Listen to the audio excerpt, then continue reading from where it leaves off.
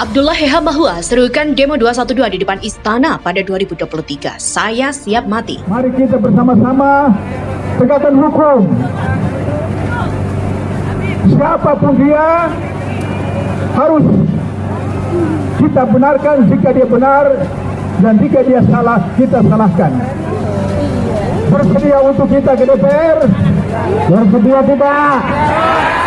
Siap? Bersedia kita ke MPR? Bersedia untuk kita menyeberang ke istana? Siap? Tunggu waktunya. Dagelan yang dilakukan atau dinarasikan oleh mantan penasihat KPK yang sudah sepuh sebetulnya. Saya nggak tega sebenarnya beropini pada dia ini, Abdullah Heha Mahua. Sudah sepuh sekali. Aku berpikir begini, kalau orang sepuh itu kok kenapa nggak sadar, insaf, tawadu, dan menjadi bapak bangsa ya? Kok malah narasinya konyol, memalukan, dan bersifat memperbodoh diri sendiri. Ya memang seorang Abdullah Heha Mahua ini ajaib menurut saya. Ajaibnya kenapa?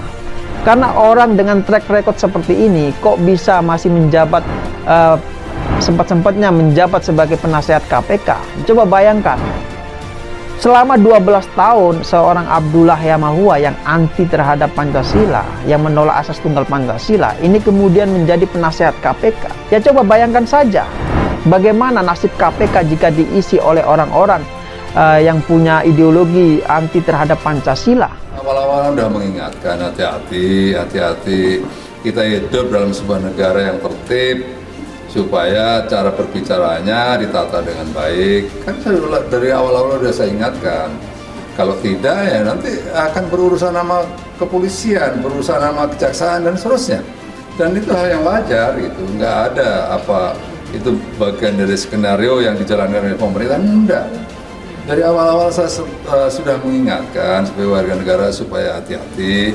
Fenomena yang berkembang sekarang ini, seenaknya berbuat sesuatu, setelah polisi melakukan tindakan minta maaf, ini apa-apaan yang begini. Saya sudah sampaikan kepada Kapolri, jangan lagi ada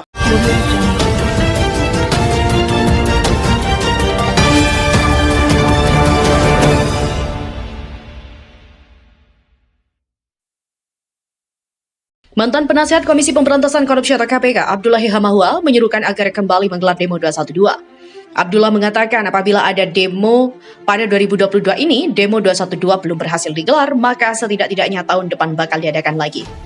Lebih cepat lebih baik, jadi target saya kalau 212 ini belum berhasil, paling tidak 212 akan terjadi di 2023, kata Abdullah pada acara silaturahmi nasional Keluarga Besar Alumni Himpunan Mahasiswa Islam HMI di Salemba, Jakarta Pusat. Acara silaturahmi Nasional Keluarga Besar HMI, di mana Abdullah menegaskan dirinya siap berada di barisan paling depan dan membawa massa sekitar 500.000 orang. Dan saya kalau tahun ini berlaku dalam usia 75 tahun saya memimpin langsung ke Istana Negara 500.000 orang. Bahkan mantan Ketua Umum PPHMI 1979-1981 itu menuturkan dirinya siap mati dalam memimpin aksi itu. Lebih lanjut, Abdullah memohon doa agar dirinya tetap diberikan kesehatan hingga tahun depan. Jika tidak berhasil 212 ini, insya Allah tahun 2024. Mudah-mudahan saya masih hidup sampai Desember tahun depan. Bekas penasihat KPK, Abdullah Heha Mahua menyerukan aksi 212 digelar lagi. Abdullah mengatakan, apabila pada tahun ini aksi 212 tidak berhasil digelar, maka setidak-tidaknya tahun depan bakal diadakan lagi. Abdullah menegaskan, dirinya siap berada di barisan paling depan dan membawa massa sekitar 500.000 orang. Bahkan bekas Ketua Umum PPHMI itu mengaku siap mati dalam memimpin aksi itu. Abdullah lantas memohon doa agar dirinya tetap diberi kesehatan hingga tahun depan. Di mana Gerakan Nasional Pembela Rakyat atau GNPR menggelar reuni aksi 411 di kawasan Patung Kuda, Jakarta pada Jumat 4 November kemarin. Gerakan Nasional Pembela Rakyat atau GNPR menggelar reuni aksi 411 di kawasan Patung Kuda, Jakarta pada Jumat 4 November. Aksi 411 yang berlangsung sejak siang pukul 13.35 itu diwarnai dengan teriakan Jokowi mundur. Tak hanya itu, aksi yang diikuti sekitar 750 orang yang tergabung dari sejumlah ormas Islam itu juga sempat diwarnai sebuah insiden dari seorang provokator. Seperti dilansir dari sejumlah laman, peserta aksi melakukan long march dari arah samping Monas menuju kawasan Patung Kuda dengan membawa beberapa spanduk yang bertuliskan Jokowi mundur. Masa aksi memulai aksinya pada pukul 13.35 dan tiba di Patung Kuda sekitar pukul 14. Masa aksi datang bersama dengan menggunakan berbagai kendaraan sambil membawa spanduk. Para peserta yang hadir juga menggunakan pakaian berwarna putih. Terdapat 2 mobil komando yang datang bersama masa aksi. Di atas mobil komando juga berdiri menantu Rizik Syihab, yaitu Hanif Alatas. Salah seorang orator memimpin teriakan, ulama bersatu, mak-mak bersatu. Mahasiswa bersatu, Jokowi mundur, Jokowi mundur. Sesampainya di kawasan aksi, yaitu di kawasan Patung Kuda, para demonstran bersikir bersama dengan dipimpin salah satu orator yang berada di atas mobil komando. Masa aksi juga menuntut turunnya harga BBM, turunkan harga-harga serta tegakkan keadilan hukum di Indonesia. Masa aksi yang hadir untuk menyampaikan tuntutannya di Patung Kuda diantaranya adalah GNPR, PA212, FPI, IKBUI, 411, Jukla, FMSGPN, KPIB, dan juga ARM. Masa mulai membubarkan diri sekitar pukul 18.40 dengan sebagian besar bergerak ke arah Jalan Medan Merdeka Selatan yang mengarah ke Stasiun Gambir ataupun Masjid Istiqlal, Jakarta.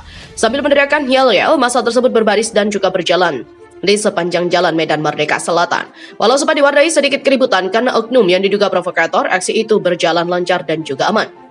Sementara orang yang diduga merupakan provokator itu diamankan oleh peserta yang mengenakan seragam putih-putih. Sejumlah ormas termasuk PA212 menggelar aksi unjuk rasa di kawasan Patung Kuda, Jakarta Pusat pada Jumat 4 November. Aksi demonstrasi bertajuk Aksi Bela Rakyat Akbar 411 ini turut dipimpin oleh Hanif Alatas. Habib Hanif Alatas merupakan menantu dari mantan Ketua FPI Habib Rizik. Sosok Habib Hanif Alatas ini cukup menarik perhatian peserta aksi 411 hari ini.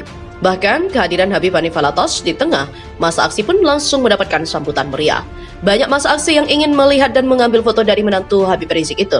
Lantas seperti apakah sosok Habib Hanif Alatas? Dilansir tribunnews.com, Habib Hanif Alatas termasuk dalam jajaran pimpinan Front Pembela Islam atau FPI. Ia pernah terseret kasus penyebaran berita bohong soal tes swab di Rumah Sakit Umi Bogor. Dikutip dari Kompas.com, Habib Hanif Alatas pun berhasil bebas dari rutan Bareskrim Mabes Polri pada 24 Januari lalu.